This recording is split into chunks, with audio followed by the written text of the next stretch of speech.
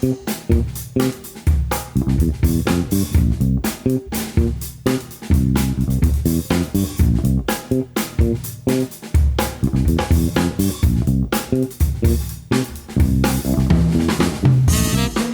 and welcome to the Dan Nessel Show. I'm your host, Dan Nessel. Thank you very much for joining me today. I am here with my good friend, Andrew Ramirez. He's an investor, a people person, a problem solver, a performance developer, a profit producer, a public speaker, a published author. I love the alliteration. I love the P's.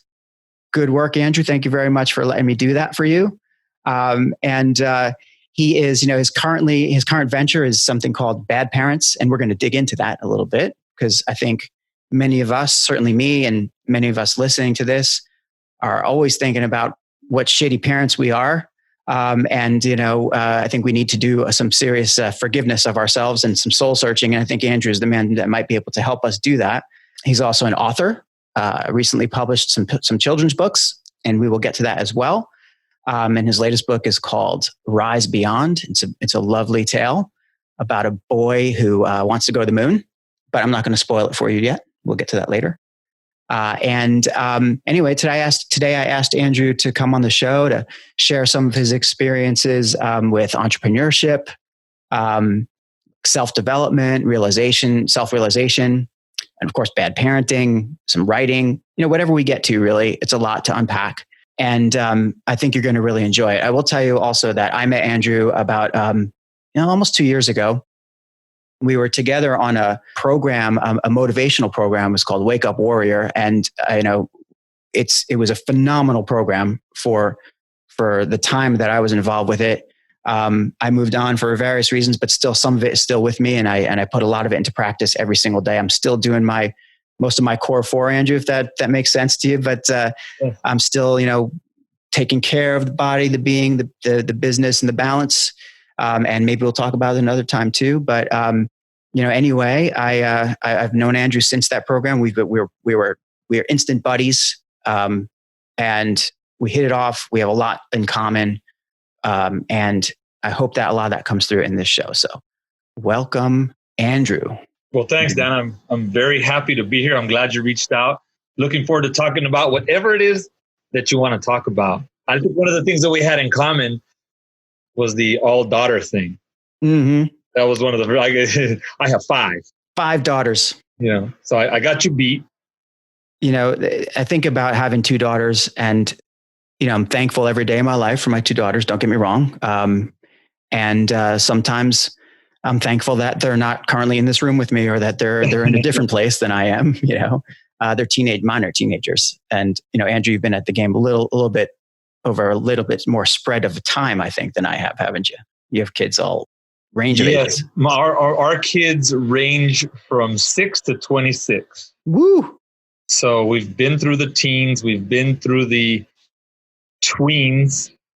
We've been through a lot with all of our girls, but it's been very rewarding and very time consuming, but also learning opportunities. I learn more from my children about myself than I do from anywhere else.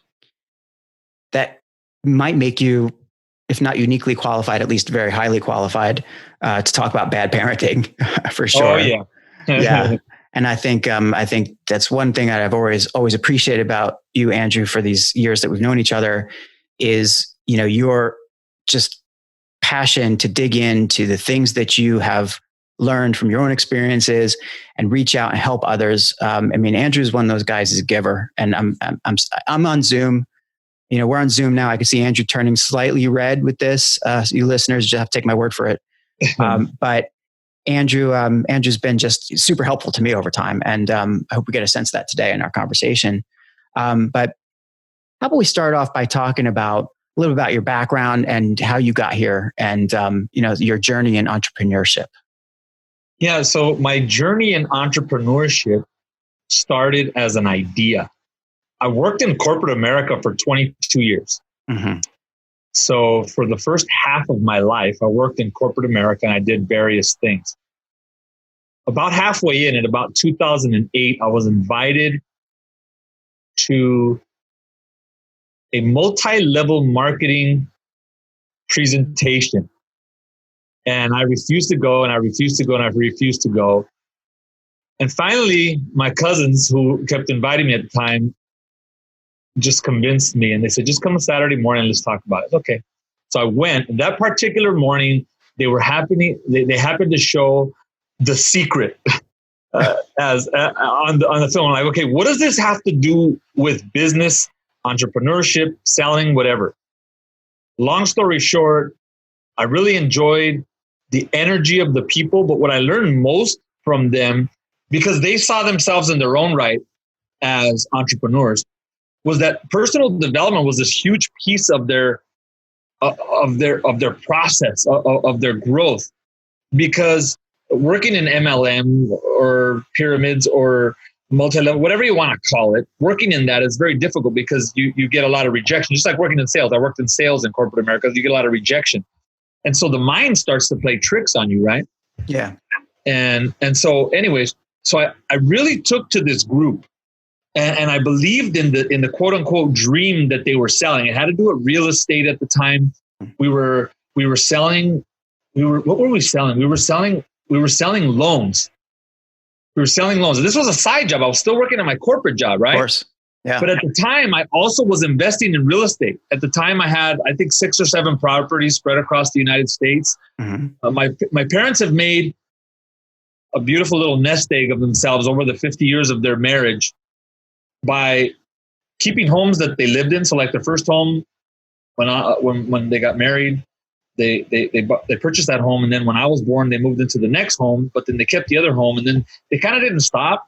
Yeah. So they made a nice little nest egg of purchasing real estate, just single family homes for, inner city LA here. So I started to do the same. When I moved out, I bought my first home. Same thing happened. And at this time I had bought, it was 6 or 7 properties. So this multi-level marketing company, it was in the real estate industry. So it was like a perfect fit. Right. Yeah. And so that didn't work out. But yeah. What ended up working out was this desire for this dream that was sold.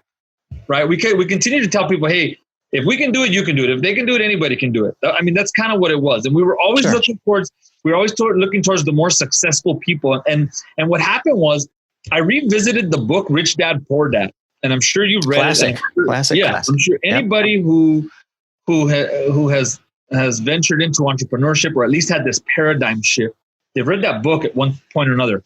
I had read that book initially in 1996, sitting out in the back of a telephone line installer's truck. I used to climb poles for a living. And I knew at the time that there was more for my life. And that was one of it was interesting. I never read books. I never liked reading books, but and I'm going to get back. I'm going to answer your question. It's good. This is all great. Yeah. This is all rabbit hole stuff, but it's all intertwined, right? I should rename this podcast The Rabbit Hole. It's fine. That's what we're going to do. Yeah. Keep going. And it's all part of the story. So I had read the book, Rich Dad, Poor Dad in 1996, along with Think and Grow Rich. So it were like the 2 first books I ever read. Mm-hmm. Think and Grow Rich didn't make sense to me at all until later on, until I went to this multi-level marketing company, which was 10, 12 years later. But the Rich Dad, Poor Dad thing put something inside of me like, this is interesting, right? This concept between the traditional way of life and the kind of like the investor's way of life, if you will. So when I went to this multi-level marketing company, because they were so invested in self-development, that was one of the first books I revisited. And so I started to think from that point on, how can I do this differently, right? How can I get myself out of my corporate career and become an entrepreneur and start to invest in different things so that I too can experience this additional abundance that I don't see within the corporate veil, right? I had worked up from the lowest job possible at my corporate place. I mean, am I allowed to say it? I mean, up to you, man. Okay, yeah. I mean, at AT&T, I worked back then it was Pac Bell, and then it was SBC, and then it was AT&T, and then it was anyways. Yeah. So I worked there for a long time, and I worked from the lowest job, and I worked my way up into mid-management. But for whatever reason, I never saw this opportunity of becoming like complete wealth. Well, wealthy. Did you feel like you were on the treadmill? Yeah, totally. Because the Kiyosaki, rat race. We've all had our Robert Kiyosaki moments, right? Yeah.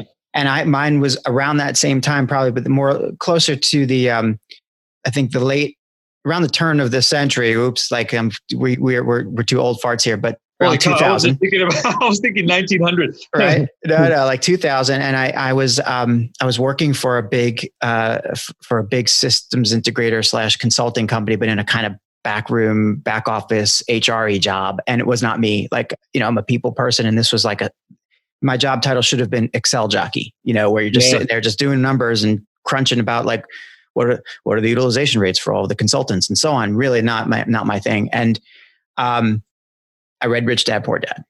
I bought the board game, right? I had a little group of people. I was in Tokyo at the time, so I was in Japan. And I was, just about to get married, and it was a really interesting time in my life. And Rich Dad Poor Dad was like this push off of a cliff. And I've always had a little bit, I'll freely admit, a little bit of gullibility running in my bones. But I just, this was such a great, bright, shiny object. I had to go for it. And I felt like Robert Kiyosaki was speaking to me. So that also pushed me also off the corporate treadmill and into an entrepreneurial mindset. So I totally get where you're going with this. Yeah. I mean, it's a classic book. I mean, if anybody really wants that push to get going into an entrepreneurial role, you can't do any better than Rich Dad Poor Dad, actually, just to get your mind going in the right direction, I think. Sorry. So agreed. Enough of a plug for Robert Kiyosaki. We can go back to you, Andrew. Thanks, man. No. So anyway, so I started digging into that again. And that was, like you said, that was the pushing over the edge. And so from that moment, I somehow, I don't know if you want to call it spiritual, and I spiritually disconnected from my corporate career. Like I was going through the motions. Mm-hmm. And I'm like, there's got to be something else. So from 2008 on, I just been grinding and trying to figure out where my place is in this thing. And I've tried a lot of different things.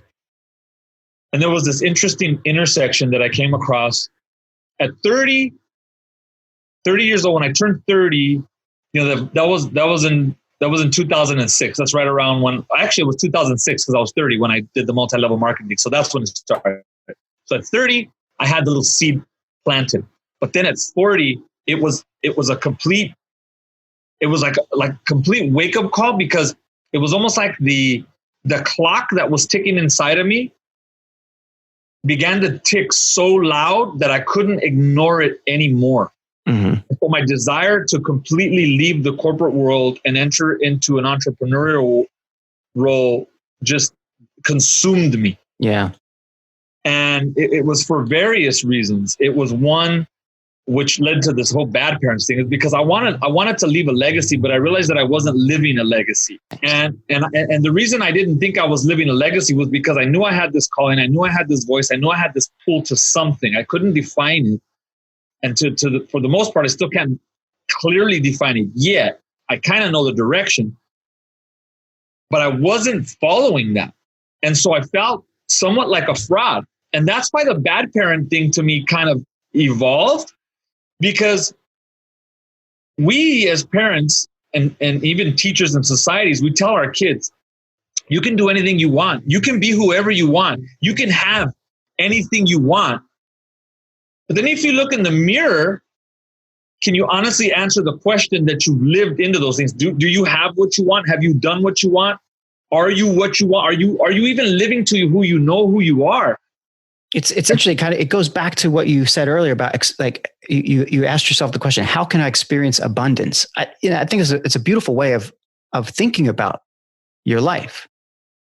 There's the word abundance. It's not something we hear a lot, right? How do you get that abundance mentality? I know Warrior talked about that sometimes. Yeah. But I mean, exactly. How can you experience abundance? And something you said about you're living a legacy. You wanted to leave a legacy, but you weren't living a legacy. Tell me more about that, because recently I was in a conversation, I think it might have been on my earlier podcast, where I'm going to this whole creative zone of my life, right? And creation itself is I think, a calling that we all have to some varying degree.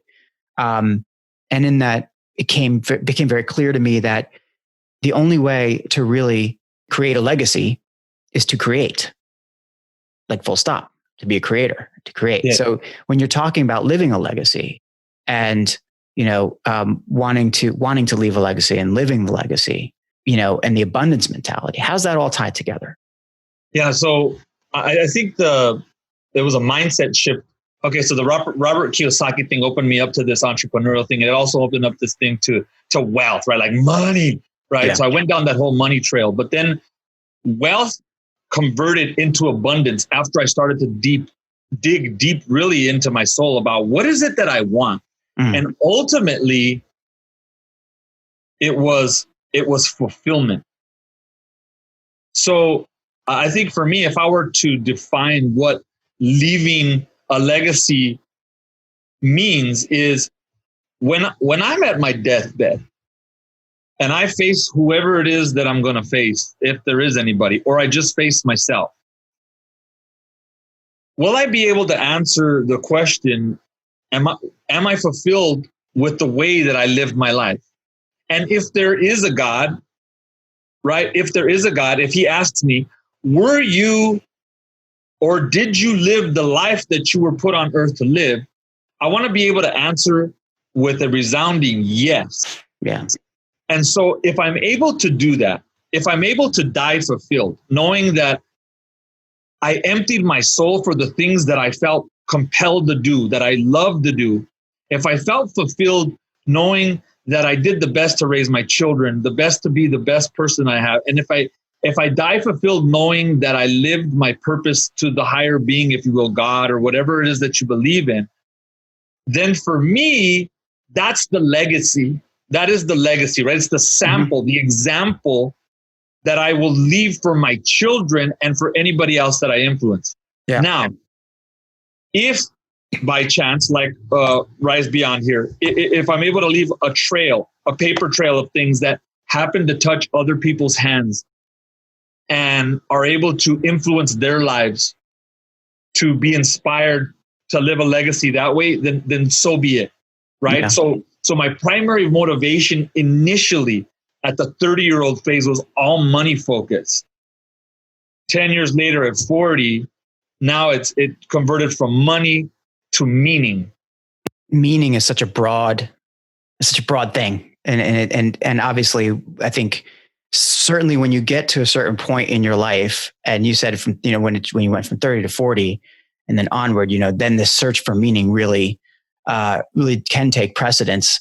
And we know that we've both been there. That's sort of how we connected, a year or two ago, and in this greater search for meaning. And how do you get there? I mean, believe me, I would love to have money as well. Right. Yeah. And if meaning and money could go together, then sign me up. I mean, they probably can, but meaning itself, I think it's harder to get that than the money chase in so many ways. I think we're all, like you said before, as being spiritually disconnected from your job or from whatever walk of life you're in. And when you're kind of in that mode, how do you recover meaning? How do you get there? I don't know. I think that's kind of plaguing us a lot. And especially now, you mentioned earlier, you can't help but think about meaning and about mortality, I suppose, and about your legacy. I mean, I think that's why we're seeing a boom in podcasts. It's why we're seeing a boom in like, there's so much online content these days. And it's not just because a lot of people, it's not just because the content creators no longer can be at conferences, so they've got to have something to do. That's not why we're seeing a boom in content. What we're seeing is people saying, shit, I got to do some stuff before the end is nigh, Yeah. Find that meaning. I think we're all on that journey. It's just interesting that you've managed to follow this kind of quest for meaning, since 2008, and looking for the right way to deliver that meaning to yourself and to others. And you've landed on bad parents. Yeah. Right. So I wanted to get into bad parents a little bit.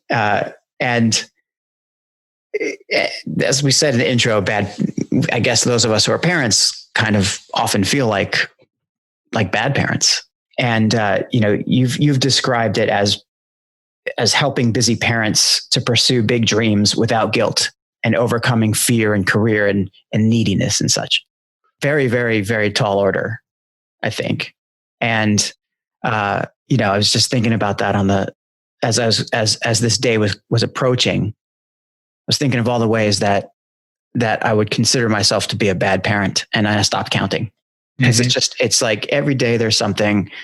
Like I look at my girls and I'm so proud of them. I love them to death. They're such great people and so open to the world around them. But then like I will catch one of them trying to work around the screen time we've implemented on their iPhone, right? I mean, come on, man, you don't need to be on the phone for 7 hours a day. I mean, even in the middle of a crisis, I see the number tick up to 8 hours, and I'm just like, okay, it's time to do something else. But they've worked around it. They've figured out workarounds. Yeah. So I had this kind of discussion. It started out as a discussion with my younger daughter about this, and it turned into a very loud discussion. And we walked away. Let me just say that she wouldn't tell me how she'd get around this whole the screen time thing. Of course, she's not going to tell me. Why would I even ask her? But of course I asked her, tell me how you're doing it. Tell me tell me what you're doing to get around. Tell me what you're doing to basically break my rules. What are the chances of her answering that honestly? And zero, right? Looking back, I know this now. Yeah. But when you're in the heat of it, I'm like, what are you doing to get around this? And I expected her to tell me exactly what she was doing. No way was she going to tell me. So naturally we were at loggerheads, and there's no way to resolve that issue right there and then. The best thing to do is probably just to walk away. But, I felt like such a great parent up until that moment. And then like, oh, why did I just do this? And it's a small thing, but millions of moments like that, I think, over the course of raising children. And certainly, it happens more than once a day for a lot of us. So my point is, I feel like a bad parent a lot. What's your thoughts about this whole thing? About like what got you to bad parent? What are the things that you see a lot that you see maybe are the most common issues you see with parents and children that that you would help your bad parent participants with? Yeah. So let me make a clarification about the bad parenting. Okay. Most of what's in the parenting niche, if you will, is focused on parenting, how to be a better parent, which is precisely what you're asking. Mm-hmm. My twist on this is that this isn't about parenting. This is about the parent. So my message is for the parent. And so what I always tell people is you're not a bad parent because the way you treat your children. You're a bad parent because the way you treat yourself. So here you are talking about an interaction with your daughter about something, a rule that was broken. You're trying to set boundaries, borders, whatever you want to call them, rules. I don't like rules, but whatever. And you're beating yourself up because you're holding your daughter accountable to something that you had previously agreed upon. Trust me, I know. Okay? I know. I tell my kids all the time, I will beat myself up for the next 4 days about this. But that's precisely when I have to recognize that I'm being a bad parent because the way I'm treating myself. If you look at what we have on our plate, apart from being parents, we're providers, we're cleaners, we're taxis, we're soccer coaches, we're entrepreneurs, we're side hustlers, we have to wear all these hats. So where is our peace? And if you ask the average person, when do you take care of yourself? When do you meditate? When do you exercise? When do you eat well? When do you? The number one answer is, I don't have time. What do you mean when, right? Yep. So this whole concept behind bad parents was born from that. Was born from the idea that parents need to take care of themselves first. And I always use this analogy when I explain it to people. It's like you're going on a plane and you're going to go where it doesn't matter where you're going. You sit at your seat and the loudspeaker comes on. Boom.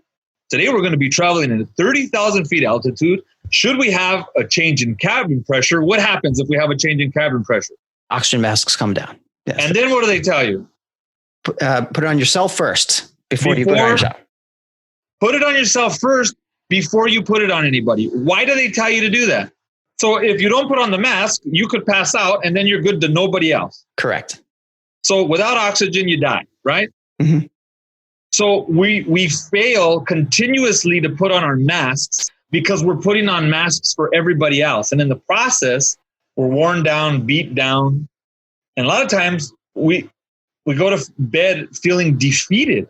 So the concept of the bad parent is, let me be selfish just a little bit.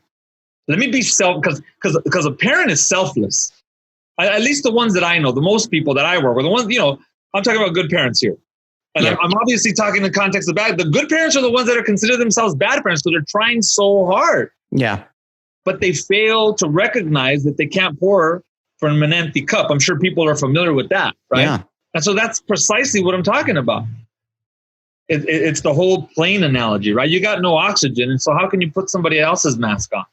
So you're halfway checked out when the kids need help with something, or you're halfway checked out, or you blow up when you see your kid was using her phone for 8 hours because you don't have the energetic reservation to hold that back and go, hold on, Dan, let me take a moment to pause and think about what I'm going to do instead of engaging in this conversation right now that I know probably will trigger a certain behavior that I'll end up being the bad guy in the long run and then feel like shit for 4 days because I did this. And believe me, you have a much better approach than I do, because if I have a pre-established agreement with my daughter, and you can ask my older daughter, she knows this all too well, I will immediately go in to the provider, the service provider, and that phone will be shut off. I've gone there before. Indefinitely. Yeah. No, I've gone there. And okay. And I won't play until there's a resolution and an agreement. Man, I thought I had a lot of confidence just trying to just getting out here and doing this podcast, but that is a whole different level. Yeah. That's a whole different level. Yeah. Yeah. You get the shakes just calling your kid on something, right? It's like, let me turn off her phone. I'll give you an example. I have a sister-in-law who precisely what happened. She said her son is 26. He lives at home. He doesn't have a job. He has a phone that she pays for. And her biggest complaint multiple times is he never pays me for my phone. And every time she comes over, she complains, he doesn't pay for my phone. He doesn't pay for my phone. He doesn't pay for the phone. That's all he has to do is pay $30 a month for the phone. And I said, so what's the problem? So we go on this long conversation about blah, blah, blah. Long story short, what it comes down to is she says that she wants to be held accountable. She says, I feel bad as a parent because I want to be held accountable because I'm not doing the things that I know I should do, like taking away his phone. So I look at her with a very serious face and I said, do you want to be held accountable? Because she said, I want to be held accountable. And I said, do you want to be held accountable? And she said, yes. And I said, no. Do you want to be held accountable? And then it was almost like I could see that her heart felt like she knew what was coming next. And I said, give me your phone. I'm going to go into your account and I'm going to turn his phone off. And she had the most frightened look on her face from the thought of turning off her 26-year-old's phone for not complying with the pre-established agreements that they had. Yep. So where's the problem there? The child or the enabler? It's clearly the enabler and the child, actually. But it's like all those movies and you read books and, with these stories about people who don't pay their gas bill and they get home one day and gas is turned off or the electric bill or whatever it is. And we don't think anything of it. But when we break it down to a micro level into our own family, and it's like, wait, the currency that I need from you to keep your phone going on is to follow these rules. Yeah. But yet you're not paying me. You're not giving that currency. So I'm just going to waive that. And I'm just going to let you to continue to use the utility. That doesn't make any sense now that you mention it. Yeah, and I'll tell you, the universe, if you will, has a funny way of reminding you of these things. So my daughter, when she was like, I think 18 or 19, I gave her my car then. I had it repainted, put a brand new transmission, new tires, new wheels, everything. It was beautiful. Car was beautiful. It was a 2000 Honda Accord. I was kind of stubborn at the time because I refused to put my payments on auto pay. So every month I would go in and I would make my payments. Well, this particular day, I failed to make my insurance payment. So I call my wife and I go, oh, shoot, I got to make my payment by 5 o'clock. So I go in and I make the payment. Okay. What I didn't realize was that the payment was due by 3. So in 2 hours that I didn't do it, the insurance lapsed. Oh. However, that same day, that precise same day, my daughter called me. They said, hey, Dad, I'm going to go somewhere. Can I take the car? I'm like, yeah, it's your car. Go for it. She totaled the car. My insurance lapsed. The next day, the insurance was back on, but I didn't have insurance for that 24-hour period. You know, I was furious, but at the end of the day, I had to own the responsibility for not paying the bill that day. So you know, you asked about bad parents. Let me tell you how this real quickly. Are we cool? Yeah, we're good. This is how it happened. We were in the group together. We were setting goals for the year. Mm-hmm. Okay. We were setting our big impossible goals, right? Yep, I remember. And the concept for those of you who are listening is an impossible goal is a goal a year in the future from now that the person that you are today cannot attain. So it's an impossible goal for the person you are today. But over the course of what we call 4 challenges, 4 90-day cycles, we grow into the person that can overcome that impossible goal. So I set this impossible goal of doing a Spartan beast, which is a 13-mile obstacle race with 35 obstacles. At the time, I was in halfway decent shape, but I saw these were like warriors to me, like strong beasts and guys, you know, CrossFit dudes and stuff. And I'm, you know, kind of a scrawny kind of guy, right? So I said, that's my goal. So I knew at the time that I couldn't do it by myself. So I said, I'm committing, I'm in. What do I need to do? So I said, well, let me call some buddies. So I called a few buddies and I got a couple to say, hey, I'm down. I'll do it with you. Like, I'm out of shape. I need some motivation. Let's do it. So we trained up for the event. The first event we did, we needed to come up with a group name. The group name was Bad Dads because it was all dads. Mm-hmm. So we went as Bad Dads and we did the thing. The next one is that wouldn't it be cool if we invited our wives? So then we invited the wives to the next one. So we can't call it Bad Dads anymore. We're going to call it Bad Parents. So the name Bad Parents was born out of this taking care of ourselves physically first, right? Mm-hmm. But what I started doing was every Sunday morning, I did it was like a bad parent boot camp. Okay. Every Sunday morning at 6 o'clock, all the bad parents would meet me at a local park here. And it's more like a hiking trail. Mm-hmm. And we would do 3 hours of intense stuff. But it started with a meditation and a reflection. And we would make it to the summit at sunrise. And through these conversations, people would start to say, you know, this is wonderful time. My kids are still asleep and I'm over here taking care of myself. I haven't done this in so long. I'm able to talk with other adults my age without the interruptions of my kids. I have some space to be able to think, you know, and so all these things that people were feeding to me about this morning that we spent together was like, there's something here. Like, parents need this, right? Because the minute they go back there, it's like demand, right? I want, I need, gimme. She did, she pulled, she took, right? And you're mediating and you're conflict resoluting and anyways. So that's where it was born. And then from there, I began to develop the concept. I didn't realize that. I mean, I knew when you did the Spartan, I didn't realize that was where bad parents came from. Yeah. That's an awesome genesis of the story. Like, what is the best way to get involved with bad parents now? If anybody is interested in that, certainly if, you know, for your, like, what's your typical program? How do you work it out? Well, so, I mean, if you follow me on Facebook, you'll get access to all the free stuff that I post, right? Like, I just post daily reflections or things that I haven't posted in a minute because I'm working on something else, but that's the best way. I'm developing a program it's called Bad Parents Beta, right? Because it'll be the first launch of it, where I'll do this pretty much online. Yeah. And so that'll be forthcoming. If you were to follow me on Facebook, you'll see it when it comes out. I love the idea. I love the concept of bad parent, especially because, like I said, I feel like often I am one. And, once this whole thing lifts, I think that people who've been cooped up in their houses for the last 3 months are going to really see the value, or at least be far more reflective about their relationships with their kids and with themselves. And their spouses and their spouses, right? I mean, I can't imagine a time where we've been in some ways so fortunate to have been able to spend a lot of time with our closest loved ones, especially if we're in a kind of a family, or if we're in the situation where that's something that we want to do.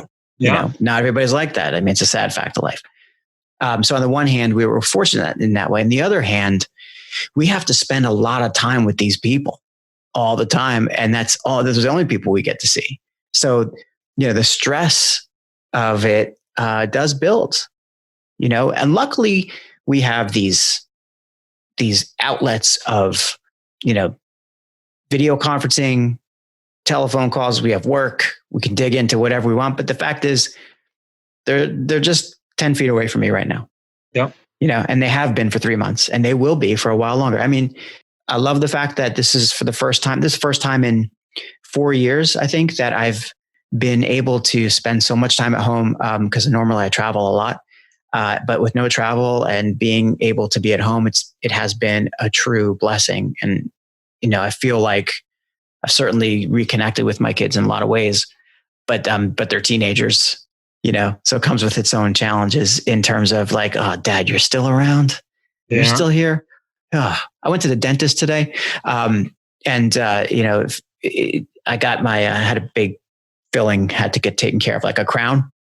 So actually, as I speak to you, I mean, half of my face is, I feel like I feel like I was punched a couple of times around the head like a couple hours ago. But, so I go to the dentist today. I'm gone from the house for like 2 hours, 2.5 hours. It was a pretty big tooth. And by the way, going to the dentist in times of COVID-19, interesting experience. You wait in your car, they come out and get you. Right? They ask you all these questions. You got to be masked. You go through they have plastic hanging up all over the place, because dentistry, especially dental hygienists, and that, it's like the most dangerous job for catching an airborne virus, right? So anyway, I go to the dentist. I come back 3 hours later, 2.5 hours later, and go and check on my kids. Like, oh, hey guys, I'm back. Wait, what? You were gone? What? What do you want? You were gone? Really? So clearly they're very aware of me, Yeah. And, it's reassuring that they're independent and confident enough in themselves that they don't need us around so much. But for crying out loud, at least notice when your old man's not in the house. Right. Right. But look, that kind of reminds me of when I think about the kids, and I think about, the idea of them being confident. I'm going to segue right into your latest book now, because I think it's an important message, and I want to I just want to give the opportunity here for our listeners to know that, one of the great ways to create is to create for children. It's to create a message, a strong message, and a simple message that is geared towards the youngins. And Andrew's book, his latest book, is called Rise Beyond. And I don't know, Andrew, what have you done? 5, 7 children's books? How many? I have 7. 7. So in this particular one, it's about a boy who dreams of going to the moon, but the kids at school, they laugh at him and they bully him, and it's very relatable to any of us who've been in a situation where you've had a dream and you're so excited about it. And then you go to school, or in our case, you go to work, or you go to your family dinner, or whatever the case may be. And everybody's like, get the fuck out of here. You're not doing that. Yeah. That's not, let's be realistic, get back to earth. Right. And I say get back to earth because this book is about a kid who wants to go to the moon, and kids at school bully him. So he gives up, and But then he goes through this personal journey, replete with some good symbolism. There's rainbows and roses and rocket ships, and it's beautiful. And it's really well, beautifully illustrated as well. But he doesn't give up his dreams. He achieves his dream. He finds like-minded friends. He learns about kindness and respect. He learns the golden rule, do unto others as you do unto yourself. And all that packed into a children's book. So many lessons for kids or anyone as we all face, the challenges and we we back down or we give up for some reason, when in fact, maybe what we should be doing is doing more to pursue our own dreams, and the key to all of this, at least to me from reading this book, the key to all this was to be true to your why, right? Be true to your why. So what I wanted to ask Andrew really is, of course, you could talk about the book, but how do you find your why and how do you kind of be true to it? I mean, tell us a little bit more about that. I've thought about the why since 2000. I'm making a time correction. It was 2006, not 2008. So it was 2000. I've been thinking about the why since 2006, right? And I often confused it with my purpose in life, okay, which many people often do. And so I had to go down that specific journey to understanding that there's a difference between a why and a purpose, right? And I think that's the first confusion that people get because they think that they're both one and the same thing. At least I believe that they are not. Through the course of my studies and my own experiences, I learned the basic principle of my purpose is to grow. So a lot of times people ask me, why do you want this, or why do you keep this, or what? I always answer, I'm like a tree. I'm just going to keep growing until I die. My purpose in life is just to continue to expand, to grow. Mm-hmm. That's what I believe. That was totally in line with what we learned in our coaching program and other programs that I've been in. Like, now the why, I think the way you achieve your purpose, the way you continue to grow, to expand, is through a series of whys. So if you look back on the course of your life, if you look back on the history of your life, you were motivated by different things at different times in your life. Mm-hmm. And so each period of your life can be categorized as a why. Kind of like the rings in a tree. Exactly. Right? So a lot of us get mixed up on this why. Like, I haven't found my why. I'm not living my full passion and purpose because I haven't found my why. And they're thinking like, I was put here on earth for one why, like there's one purpose, like to serve something, to do something. Well, it's a series of whys. So what is it right now that you're most passionate about? Is it connecting on a podcast with people who need to hear an important message about believing in yourselves and your dreams, or marketing and entrepreneurship, or all the things therein that are related? Right? So like, mm-hmm. for a time being there, my why was to become successful in my corporate career. Like I was set on climbing that corporate ladder, and it made me happy. And I was fired up every day. And there was a point where I got to the top of the ladder, at least the top of my ladder, and where I realized that the ladder, and I don't know if it was Jim Rohn or somebody else that said it, but said you realize that the ladder's put against the wrong wall. So the ladder mm-hmm. that I had climbed, like, was against the wrong wall. And it was interesting because I told this story once that it had to deal with the same concept of why, of purpose in life. And I used the metaphor of a ladder. See, because I used to literally climb a ladder. My second job in corporate America, I mentioned I was in the back of a lineman's truck, right? I used to climb ladders, and I used to install phone lines. Mm-hmm. And our first lesson during safety, prior to us going to the field where we're learning how to climb poles and ladders, was you had to center yourself. And as we would go up the ladder, we would use our belt buckle to harness ourselves, if you will, mm-hmm. so that we could lean out to the left and lean out to the right to fix the lines, install the lines, whatever we needed to do. And I still remember the instructor, Alvin. He was a wonderful man. Now he was saying, Ramirez, make sure you stay on your center of gravity. because if you go too far over, you're going to fall. Yeah. Right? So the center, the center of gravity, standing firmly on the ladder with the belt, to me is metaphoric for stay on my purpose. I have to continue to grow. I have to continue to grow, climbing that ladder until I reach heaven or wherever it is that you believe you're going, because you're climbing upwards. Yep. And every now and then I'm going to lean right and I'm going to lean left. Sometimes it's for my corporate world. Sometimes it's for an entrepreneurial thing. But right down the middle is my purpose. It's my family. It's all of those things are right down the middle.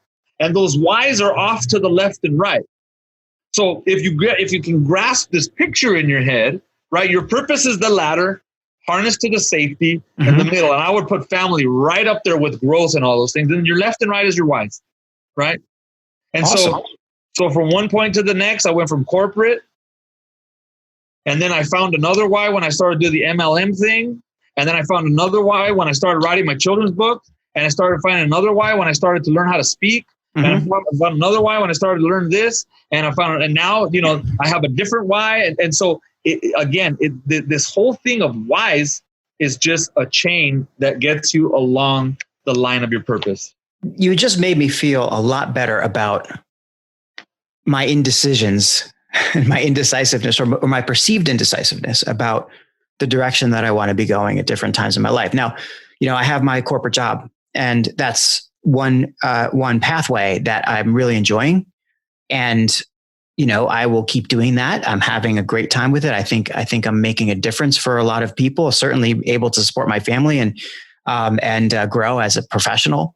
And it enables me to make all kinds of connections with very interesting people. And it keeps me plugged in and centered into my Japan, kind of core, which I built over many, many years.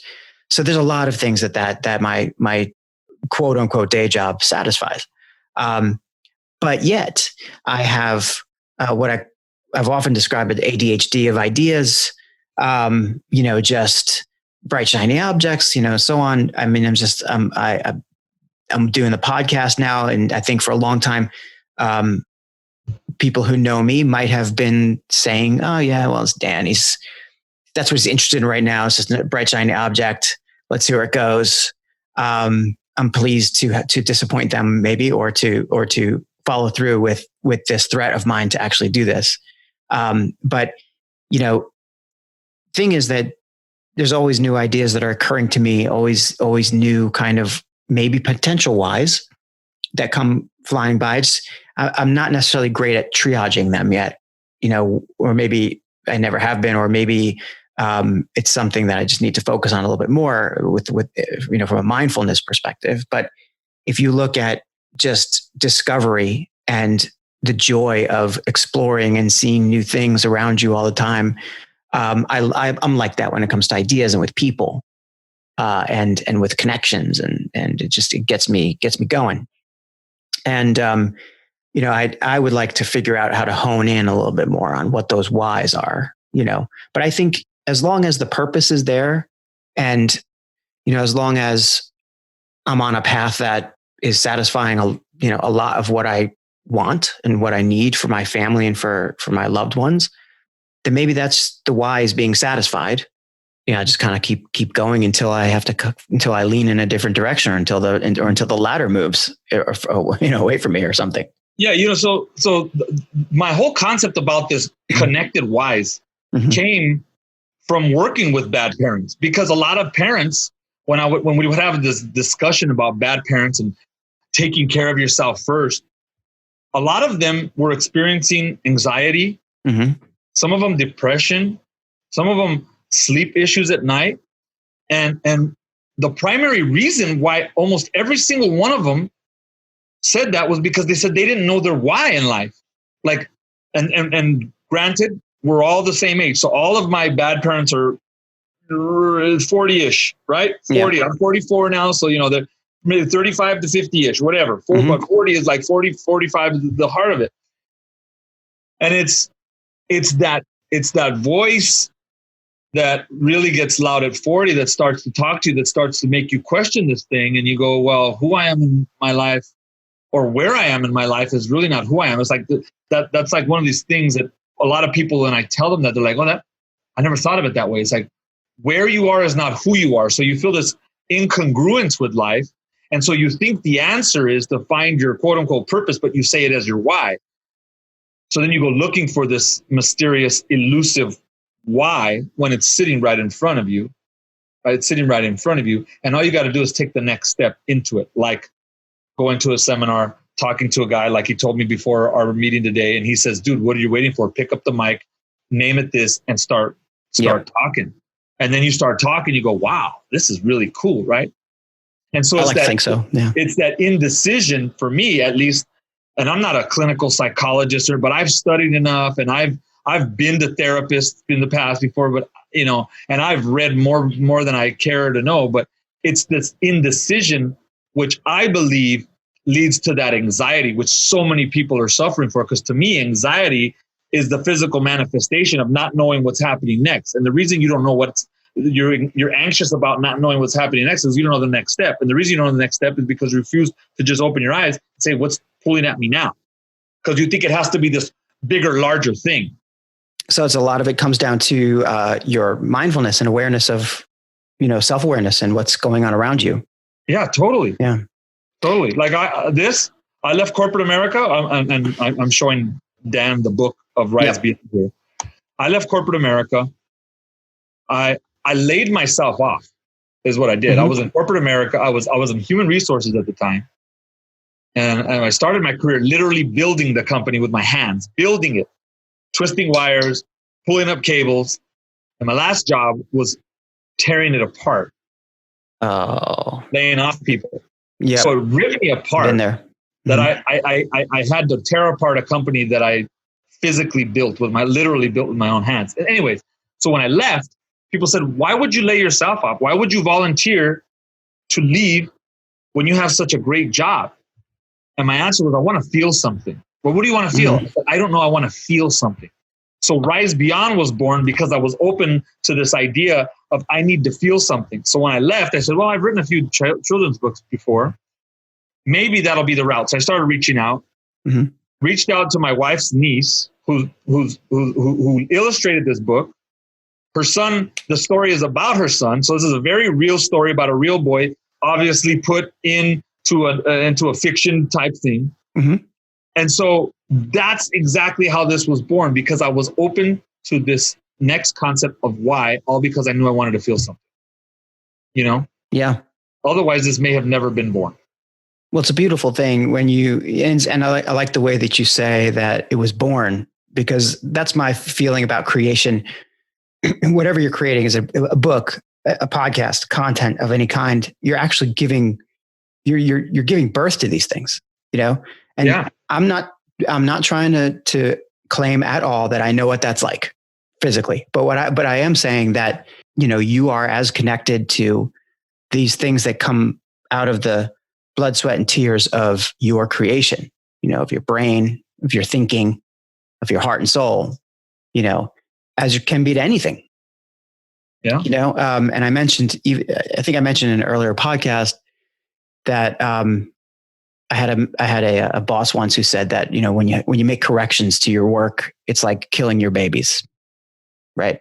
And I said at the time that maybe that's not the greatest expression, but the fact is that those are your babies, the things you create are your babies. And that's, I think, a good manifestation of your why, to create, to make your why a reality, or to make a reality that suits your why, either way, but listen, I hate to do this because I think I keep talking to you, man. And I do want to dig into the idea of mindfulness another time. This podcast is typically more focused on marketing. So I love this change. I like just being able to talk about different stuff and with interesting people. Since you and I kind of been through a little bit of a program together, I have a lot of common ground with, I understand more about what we're talking about. But I want to be pushed out of my comfort zone a little bit on these podcasts and just talk about things that are just important for people to know, I think, really. Yeah. And I think this is important for people to know. So before we shut this down, Is there anything else that you'd like people to know about what you're up to and where people can find you? Obviously, his books, Rise Beyond, and other books by Andrew L. Ramirez with an L, are on Amazon, and you can just search for Andrew to find them. But what else can you? Is there anything else that you'd like everybody to know? Yeah. So the theme of Rise Beyond is kind of like the core message, and it's very simple. Always believe in yourself and your dreams, no matter how hard or how difficult that is. So for those of you who are out there listening now, who might be wondering about this conversation about their why or their purpose or their mindset or whatever the case may be, the anxiety that they may be experiencing, or some of us are going through difficult financial hardships. Regardless of what the feedback may be right now from your physical results, from the emotions that you might be feeling, know that where you are now is where you're supposed to be. And you got here through trials and tribulations. And if you look back and are able to own everything that you've been through, you can see how strong of a person you actually are. And leveraging that strength of mistakes. Everything that I leverage is because of a mistake. Everything that I've learned is because of mistake. Every book I've written, every program that I did is because of a mistake or a problem that I had. And it wasn't until later that when I realized that I had to, or I didn't even have to, when I owned those mistakes, I could see that there was power within them.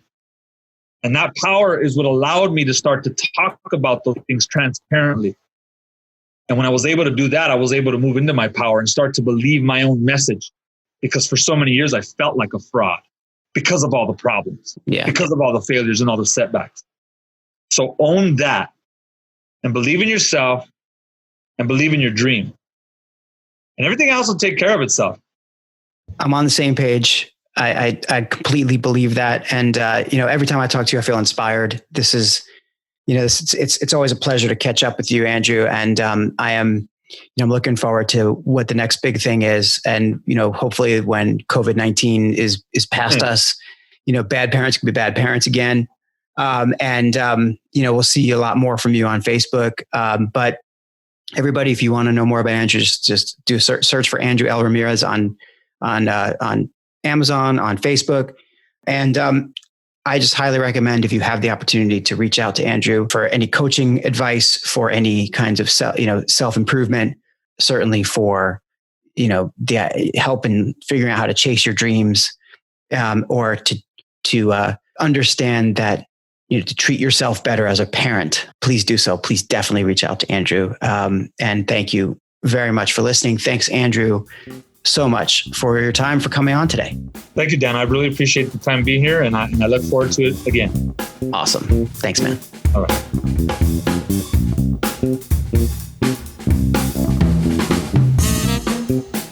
If you enjoyed this episode of The Dan Nessel Show, please head on over to iTunes, Spotify, Google Play, or the podcast player of your choice to subscribe, rate, and leave a review. And please don't forget to spread the word. Thanks again for listening.